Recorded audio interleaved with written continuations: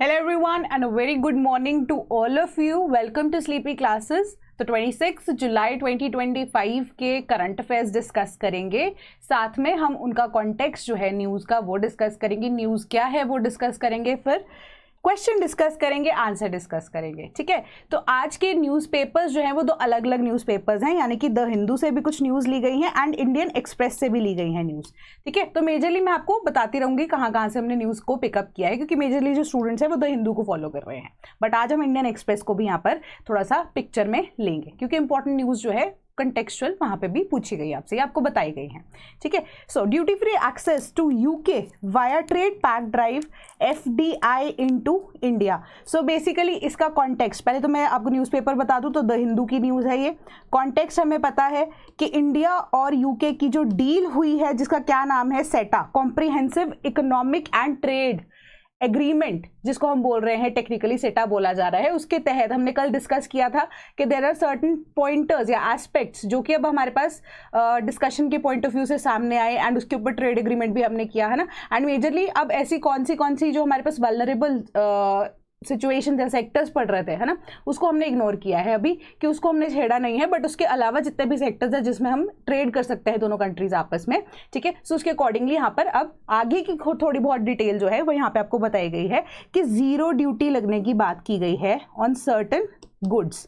ठीक है, अब सर्टन गुड्स के अंदर एक स्पेसिफिक ना इन्होंने क्लॉज और डाल दिया, ठीक है, यूके ने, कि अगर आपको एक्सपोर्ट करना है तो वो गुड्स जो हैं या तो वो आइदर सोलली उसकी प्रोडक्शन से लेके, ठीक है, कि उसके रॉ मटेरियल से लेके उसकी प्रोडक्शन तक या तो वो इंडिया में हुआ हो या वो यूके के अंदर बना हो, तो ही आप यूके की मार्केट में बेच सकते हो। तो अब आपको पूछोगे कि यूके के अंदर बना हुआ प्रोडक्ट हम यूके को ही कैसे बेचेंगे? So real reason being is कि हो सकता है कि कोई इंडियन फर्म, ठीक है, बेस्ड इन इंडिया, जैसे अब एमएनसीज बाहर वाली कंट्री से इंडिया में आती है, तो इंडिया की भी तो एमएनसीज है ना जो बाहर वाली कंट्रीज में ऑपरेट कर सकती है ना, तो वो ऐसे गुड्स या तो वो यूके की खुद की मार्केट में बनाएंगे, ठीक है, या फिर इंडिया की तरफ से जो गुड्स एक्सपोर्ट किए जा रहे हैं, ठीक है, वो भी इंडियन ओरिजिन के प्योरली होने चाहिए, तभी वो यूके की मार्केट में आप सेल कर सकते हो एंड वहीं पे ही आपको जीरो ड्यूटी मिलेगी, अदरवाइज नहीं मिलने वाली। क्योंकि हमने एक सिचुएशन और देखी थी जहां पे वियतनाम में चाइना से मैक्सिमम सामान आ रहा था एंड वियतनाम आगे जो है लेबलिंग अपनी करके उसे बेच रहा था, है ना, वो चीज़ यहाँ पर अलाउड नहीं होने वाली। तो यही सेम चीज़ यहाँ पर भी आपको बोली गई है। तो यूके ने अप्रोक्सीमेटली 99% जो है क्रेडिट लाइन वो इंडिया के लिए खोल दी है, बट इंडिया ने अभी ऐसा नहीं किया है। ठीक है, सो ये चीज आपको यहां पर बताई गई है। सो इससे क्या होगा कि एफडीआई जो है वो इंडिया के अंदर प्रमोट होने वाला है। क्यों? क्योंकि अब अगर जीरो ड्यूटी भी लग रही है, टैक्सेस की एग्जाम्पशन हो रही है एंड मार्केट जो है इंडिया की बहुत बड़ी है, आने वाले टाइम में यूके के जितने भी अब कंपनीज होगी वो भी चाहेंगे इन्वेस्टमेंट इंडिया के अंदर करना। क्यों? क्योंकि रूल्स एंड रेगुलेशन यहाँ पे कम है ना, टैक्सेस आपको कम पड़ेंगे, तो क्यों नहीं प्रोडक्शन को शिफ्ट करेगा। एंड इंडिया के केस में भी सेम चीज है कि इंडियन ओरिजिन का हो या यूके में बेस्ड हो, सारी की सारी चीजें, है ना। तो इसी तरीके से एफडीआई जो है वो इंडिया के अंदर यहाँ पर प्रमोशन के चांसेस हैं, तो जॉब क्रिएशन यहां पर होगी, इकोनॉमी ऑटोमेटिकली बूस्टअप होने के चांसेस हैं। तो सवाल देखते हैं, ठीक है, कि both nations under comprehensive economic trade agreement has open 99% tariff lines for each other. Tariff lines यहां पे क्रेडिट लाइंस कर दो, ठीक है। Second, exporting goods to UK will be cheaper. So which are the statements above is और are correct? तो दोनों statements मैंने आपको एक तरह से समझा ही दी थी, है ना। पहली स्टेटमेंट हमारी इनकरेक्ट हो जाती है। क्यों? क्योंकि इंडिया ने 99% नहीं खोला है, बोथ नेशंस ने नहीं खोला है, सिर्फ यूके ने खोला है 99% यहाँ पर क्रेडिट लाइन, ठीक है। सो सेकंड स्टेटमेंट हमारी करेक्ट हो जाएगी। क्यों? क्योंकि अब हम एक्सपोर्ट करेंगे गुड्स को तो वो चीपर हो जाएंगे ना यूके के अंदर। ऑब्वियसली हमारे पास एक तो जीरो ड्यूटी वाला है प्लस लेस ड्यूटीज वाला हमारे पास एक प्रोविजन अब अवेलेबल है, तो ऑटोमेटिकली हमारी सेकंड स्टेटमेंट करेक्ट हो जाती है, ठीक है। सो डिटेल्ड आंसर्स के लिए आप टेलीग्राम ग्रुप को फॉलो कर सकते हो। Then France will recognise Palestine as a state in September says Macron, ठीक है। सो अब मैक्सिमम कंट्रीज अप्रोक्सीमेटली 144 नेशंस ऐसे हैं जिन्होंने अब पैलेस्टीन को रिकॉग्नाइज कर लिया है as an independent state and United Nations के अंदर भी स्पेसिफिकली, क्योंकि सितंबर के अंदर हमारे पास सेशन शुरू होते हैं ना, सितंबर में 1 महीने के लिए हमारा यूनाइटेड नेशंस के अंदर या जनरल असेंबली के सेशंस होते हैं, तो वहां पे अनाउंस करेंगे जो प्राइम मिनिस्टर हैं फ्रांस के, जो कि एक्चुअली में ये बताने वाले कि हम पैलेस्टीन को as a state, independent state actually में रिकॉग्नाइज कर रहे हैं। सो इस वजह से इजराइल की बात करते हैं या हम यूएस की बात करते हैं, तो इनको ये डिसीजन यहाँ पे पसंद नहीं आया है, but they are negating that कि हमें नहीं पता। एंड मैक्सिमम जितनी भी हमारी यूरोपियन नेशंस हैं एंड नॉर्डिक नेशंस हैं वो ऑटोमेटिकली सेम ही लाइंस पे अब एज ऑफ फ्रांस चलने की कोशिश में है एंड वो भी रिकॉग्नाइज करेंगे अब किसे, पैलेस्टीन को एज अ नेशन, इंडिपेंडेंट यहाँ पर नेशन। तो अब इससे जुड़ा सवाल ना हम थोड़ा हिस्ट्री में चलते हैं पैलेस्टीन की, ठीक है, कि in the light of United Nations resolution 1948 जो कि पैलेस्टीन के रिगार्डिंग था, consider the following. The resolution divided Palestine into 2 independent states. Second, Gaza and West Bank were originally given to Israel. Which of the statements above is or are correct? तो इसका correct answer है हमारे पास option number A, statement 1 only. So basically 1948 के अंदर ना, क्योंकि ये लड़ाई बहुत पुरानी चल रही है, 1948 में यूनाइटेड नेशंस ने ना गिव अप कर दिया एंड बेसिकली उन्होंने यही बोला कि हमारे पास अब आइडिया यही है कि हम 2 नेशन थ्योरी को यहाँ पे प्रपोज करें, ठीक है। तो 2 नेशन थ्योरी के अकॉर्डिंगली उन्होंने बोला कि अब डिवीजन जो होगी बेस्ड ऑन रिलीजन होगी, कि एक एरिया जो है हम ज्यूज को दे देते हैं जो कि इजराइल कहाया, एंड एक हम इस्लाम धर्म वालों को एरिया दे सकते हैं जिसका नाम हमने क्या देखा यहाँ पर कि पैलेस्टीन रखा गया था, जो कि ओरिजिनली स्टेट अकर करती थी।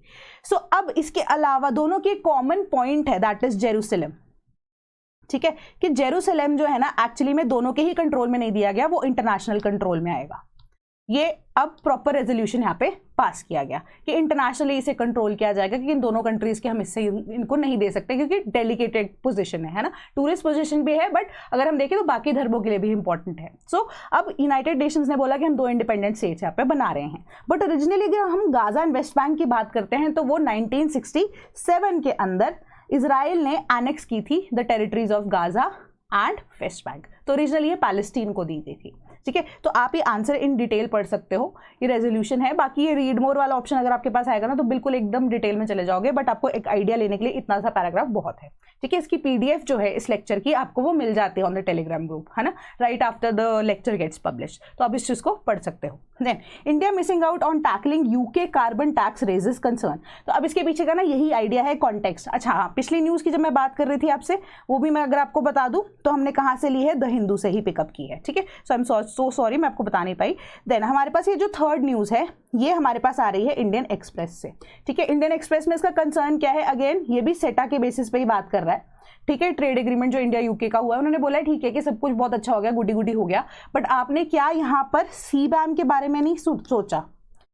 दैट इज सीबैम एक रेगुलेशन है, ठीक है, कार्बन मॉनिटरिंग को लेकर, जिसके अकॉर्डिंगली अब यूरोपियन नेशंस ने एंड स्पेसिफिकली यूके ने भी एक प्रॉपर ऐसी रेगुलेशन लगा दी है जो कि अभी पायलट रन बेसिस पे है, बट अप्रॉक्सीमेटली 2026 के मिड या एंड तक ये टोटली एप्लीकेबल हो जाएगी, अकॉर्डिंग टू विच जितने भी गुड्स अगर एक्सपोर्ट किए जा रहे हैं टू यूके और यूरोपियन नेशंस, उनकी कार्बन एमिशंस या उनको बनाने में कार्बन या ग्रीन हाउस गैसेज में की कितनी एमिशंस हुई हैं डायरेक्ट या फिर इनडायरेक्ट तरीके से, वो दोनों की दोनों का ना अब एक प्रॉपर तरीके से आपको फॉर्म फिल करके सारी चीजें डिटेल्स मेंशन करनी पड़ेंगी, एंड जितना ज्यादा ये ग्रीन हाउस गैसेस से इंटेंसिव होगी वो चीज, वो एक्सपोर्ट वाली गुड्स, ठीक है, उसी हिसाब से आपके ऊपर उतना ही टैक्स या फिर आप कह सकते हो उतने ही आपको पैसे भरने पड़ेंगे उस चीज के लिए, ठीक है। सो ये रेगुलेशन के अकॉर्डिंगली द आइडिया इज कि हम सीरियस ले उन गोल्स को जो हमने सेट किए हैं।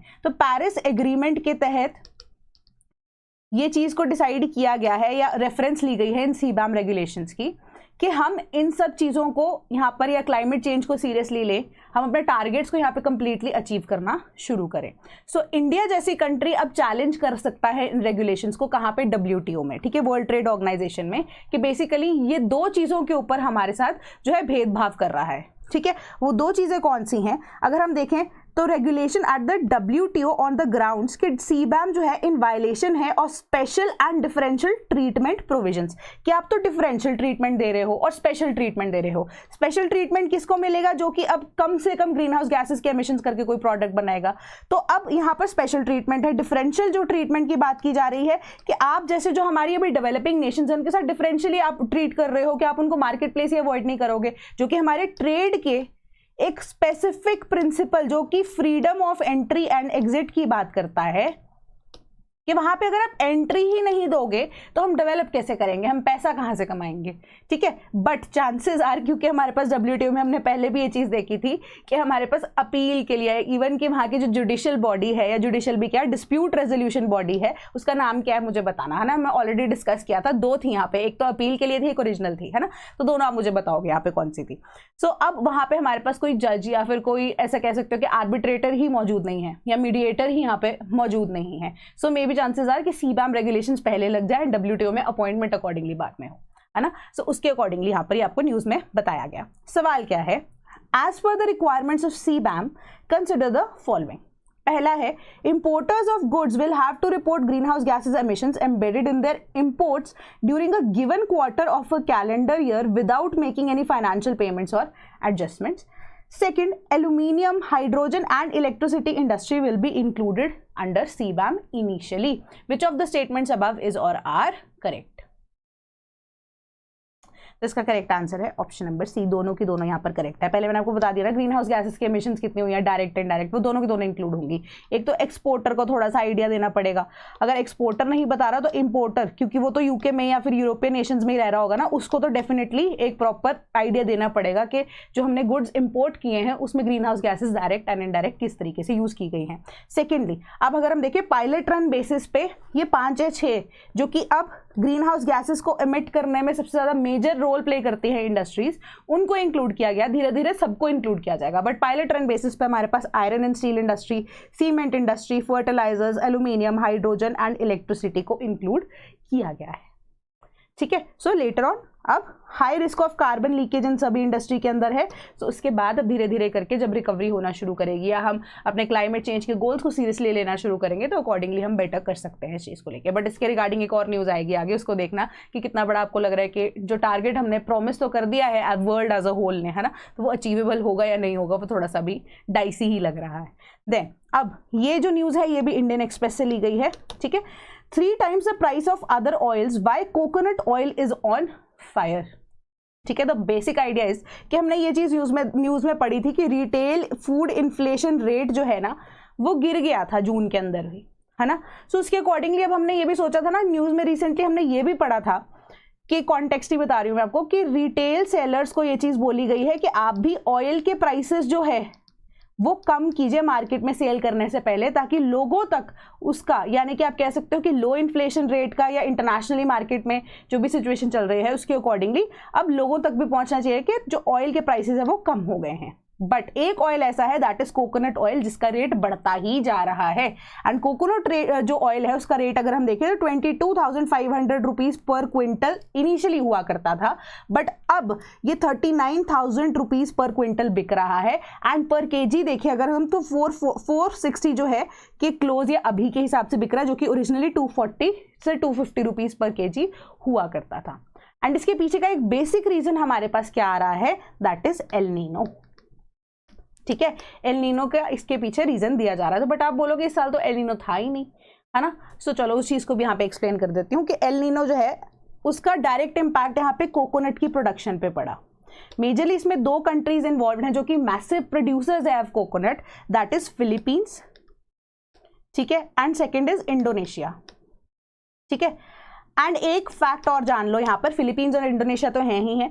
दूसरी चीज़ इंपॉर्टेंट यहाँ पे क्या है कि जो कोकोनट की प्रोडक्शन है ना, या आप उसकी कह सकते हो प्रोड्यूस को बनाने में, या प्रोड्यूस या प्रोडक्शन से लेके हार्वेस्टिंग तक का जो टाइम पीरियड है हमारे पास, इनिशियल सोइंग से लेके हार्वेस्टिंग वाला जो पीरियड है वो 1 साल का है, ठीक है।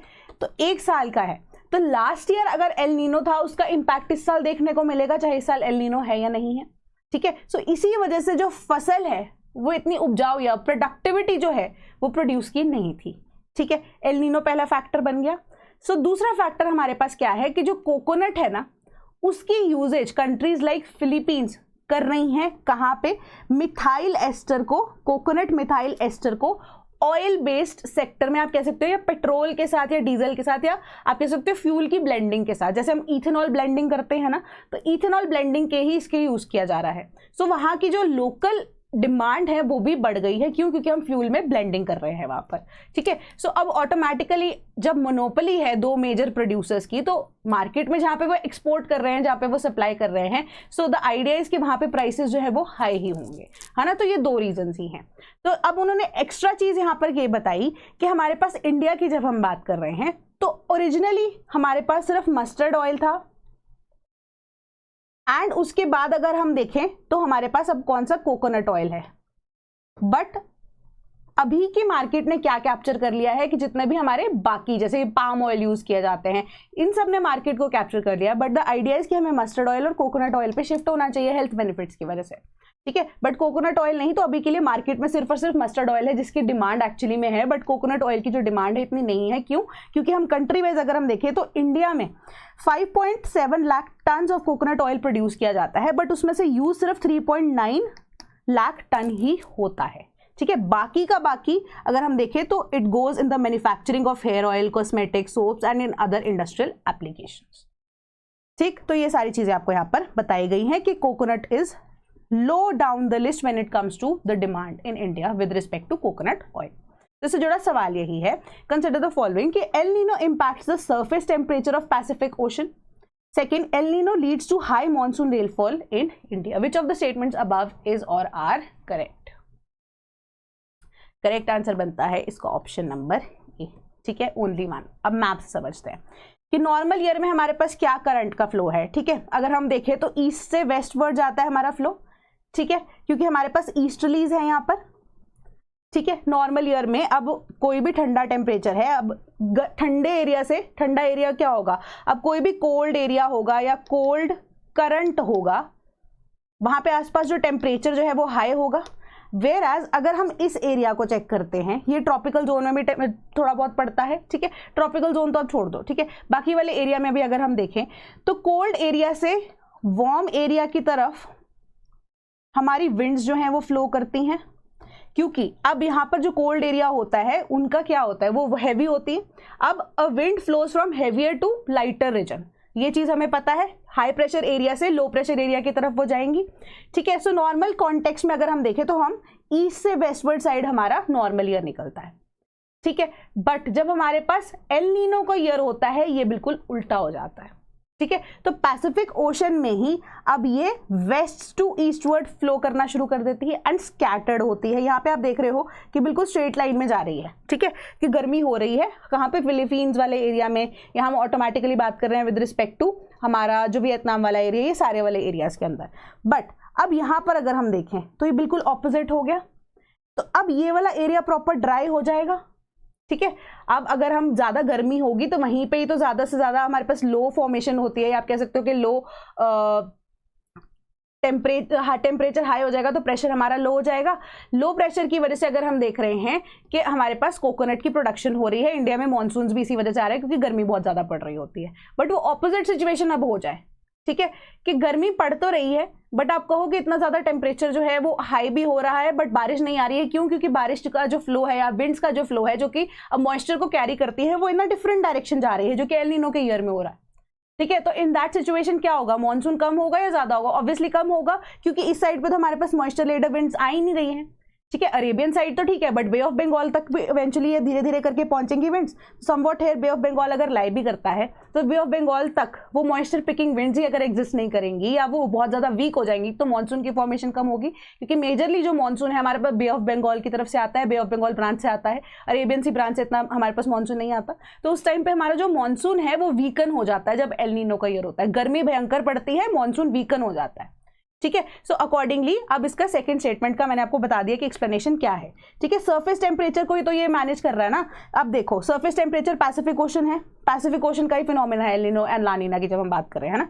तो एल नीनो के केस में भी अगर हम देख रहे हैं तो ये टेम्परेचर को ही तो यहाँ पर इंक्रीज कर रहा है, ठीक है। Direction of the winds matter कर सकती हैं but surface temperature of Pacific ocean is also getting affected, ठीक है। तो अकॉर्डिंगली हमारा जो ये विंड सिस्टम है वो चेंज या उल्टा हो जाता है with respect to El Niño का जब साल होता है तो गर्मी ज्यादा होती है, मॉनसून वीकन हो जाता है इन दैट सिचुएशन, ठीक है। Why renewables alone can't help, तो ये न्यूज भी इंडियन एक्सप्रेस से ली गई है।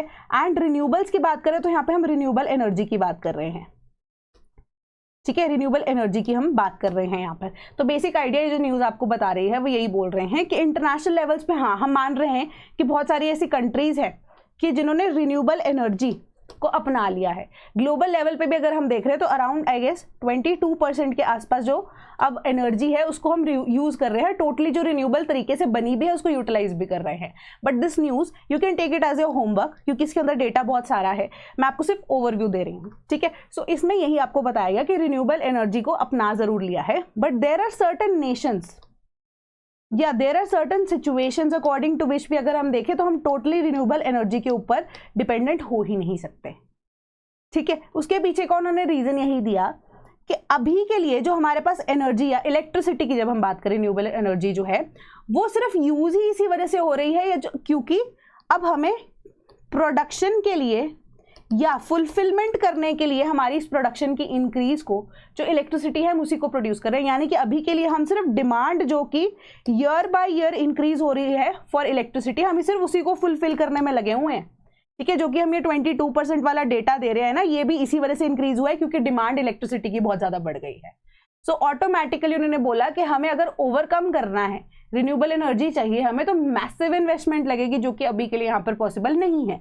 एंड कुछ मिसलीडिंग फैक्ट्स उन्होंने यहाँ पर बताए कि एशिया में उन्होंने बोला कि 71% राइज आया है इन रिन्यूएबल एनर्जी, ठीक है। बट उसके अंदर उन्होंने एक ये फैक्ट भी स्टेट किया कि अराउंड 60 to 62% जो रिन्यूएबल एनर्जी है ना उसका राइज आया ही सिर्फ और सिर्फ चाइना में है, ठीक है। बाकी जो 71% है इसके अंदर 62% अप्रोक्सीमेटली चाइना का योगदान है कि चाइना ने अपने रिन्यूएबल्स के ऊपर काम किया है। बाकी जो एशियन नेशंस हैं, बीइंग इट इंडिया ऑल्सो या बीइंग इट चाइना ऑल्सो ना, ये दोनों के दोनों नेशंस या मेजर नेशंस जो एशियन नेशंस हैं वो ऑटोमेटिकली यहाँ पे प्रोडक्शन भी तो ग्रीन हाउस गैसेस के कार्बन की बहुत ज़्यादा कर रहे हैं।